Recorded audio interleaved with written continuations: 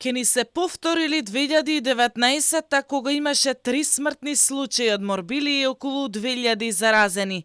Македонија е под закана за нова епидемија од мали сипаници, алармираат епидемиолозите. Загрижувачки е нискиот опфат на имунизирани деца со МРП вакцината, и тоа според докторите е главната причина на ширење на заразата.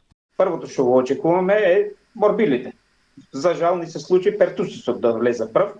Тоа беше апсолутно неочекувано, зашто не предвидувавме дека и дитевер вакцината ќе биде избегнувана од родителите и другите кои не се антиваксери. Морбилите е очекувано затоа што тие си имаат и сезонска циркулација на неколку години, и плюс тоа МРП вакцинацијата ни е на катастрофално ниско ниво. Во Србија, во Црна Гора катастрофално лоша. Така да, кај нас многу едноставно, многу лесно ќе се прелее, затоа што веќе сме на прагот на летната сезона. За еден месец ќе почне циркулацијата на туристи. Загрижувачка е состојбата и со епидемијата на голема кашлица во земјава.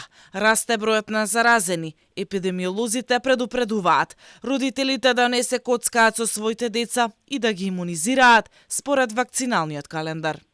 Не постои тоа волшебно стапче. Сега ставаме вакцината и веќе имаме имунитет.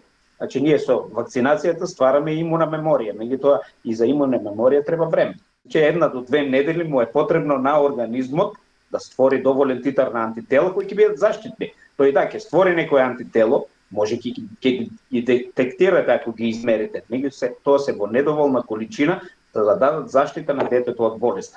Дека има сериозни пропусти со имунизацијата со дитепер, покажа и првичните резултати од контролите на ДЗС и во градинките во Скопје, каде скоро 50% од децата се невакцинирани или некомплетно имунизирани.